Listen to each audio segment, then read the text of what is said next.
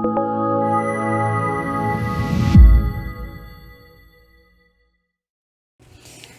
everybody. So I've been thinking this week about the book of Job. I've been working through Job and reading it in my devotions, and this verse just jumped out at me a couple of weeks ago, and I've been just kind of mulling it around and thinking through it. And the verse is in Job, obviously, but Job is talking about his friends. You know the story of Job. He's suffered incredible hardship. God has done things to him, stuff that like we can't even really imagine, right? Like he's lost his entire family. They've all died violently. He has lost his wife. He has lost his livelihood, and he's just like sitting in this ash heap, scraping himself, the boils on his body. I don't know if you've ever had a boil on your body, but they are painful, okay? And that's where Job's at. He's in this dark, dark place of suffering. And Job's friends come to him, and everything is good at first, and then all of a sudden they start unloading on him all of this good theology. Right? We can read Job's friends we can read their thoughts and what they're saying to Job, and we can think like, yeah, that's exactly right. Like you guys are nailing it. Like God is just. God doesn't punish wrongdoing, or doesn't not punish wrongdoing. God doesn't bring harm on people. Like you read these things and you're like, yes, yes, yes. I mean, I can read it and say, man, these guys got it right. But Job nails it, I think, in a lot of places, but in one place he says, in the thought of one who is at ease, there is contempt for misfortune. That's the ESV. Excuse my dog's barking. In the thought of one who is at ease, there is contempt for misfortune. And as I thought about Job and I thought about his friends and the platitudes and the theological statements that they give him, they miss what they communicate to him through their right theology is that they don't care, right? And so I think I find myself in a similar situation often when it comes to like survivors of sexual abuse or people who are struggling with injustice. You think of the shooting deaths of black men in the United States. You think of systemic racism, injustice. You think of, obviously, like my heart is burdened by the sexual abuse crisis and scandal in the Southern Baptist Convention. And it seems like every week there's a new revelation, right? And you have all of these voices, at least for me on my Twitter feed. And I think, man, this is just so exhausting, right?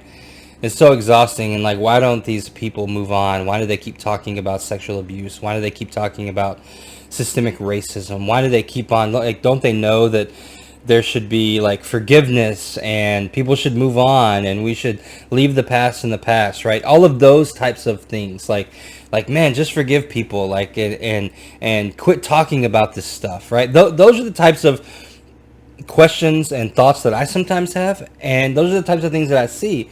We get tired of hearing people's dark stories, and I think it comes back to what Job says here. In the thought of one who is at ease, there is contempt for misfortune.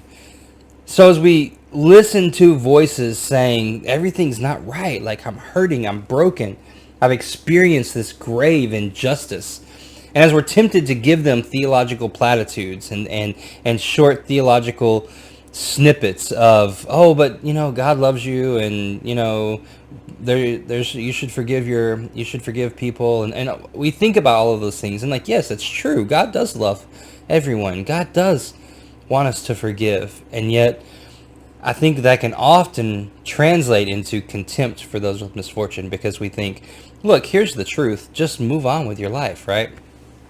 And so I guess my challenge from this passage, from this verse in Job, is learning how to mourn well with people, and learning how to keep my mouth shut.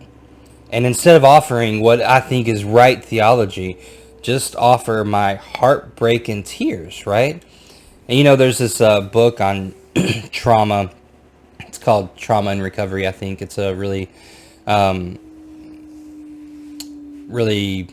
important book on trauma and recovery. And in the first part, I can't remember the author's name. In the first part of this book, she says that it's so easy to take the side of the abuser in when we're dealing with trauma and sexual abuse and domestic violence and stuff like that, because the abuser, all they want us to do is to be quiet, right? We just stay silent, right? We don't say anything about this grave injustice, whereas the victim or the survivor in this situation, we have to make a decision to stand with them. We have to make a decision to say, this is wrong. And that often means coming up against powerful people, right? And it puts us in a vulnerable position. And the easier thing to do is just to not say anything. But I think Job, coming back to this whole contempt for those who are suffering misfortune, is telling us, like, it's not okay just to keep our mouths shut. And in terms of speaking out against injustice. And further, we should listen to those people saying that they've been harmed and they've been hurt and they've been wronged. And rather than just offering quick theological fixes like forgive your abuser and God loves you, we should do the hard work of getting down in the ashes with them and loving them well by hearing their story and affirming them and weeping with them, right? Walking through the darkness with them like Job's friends should have done with him. So anyway, I know I'm getting preachy here, and that's not what I want to do. I just want to highlight this passage that God's been speaking in my heart of loving the suffering well, by suffering with them rather than offering them good theology.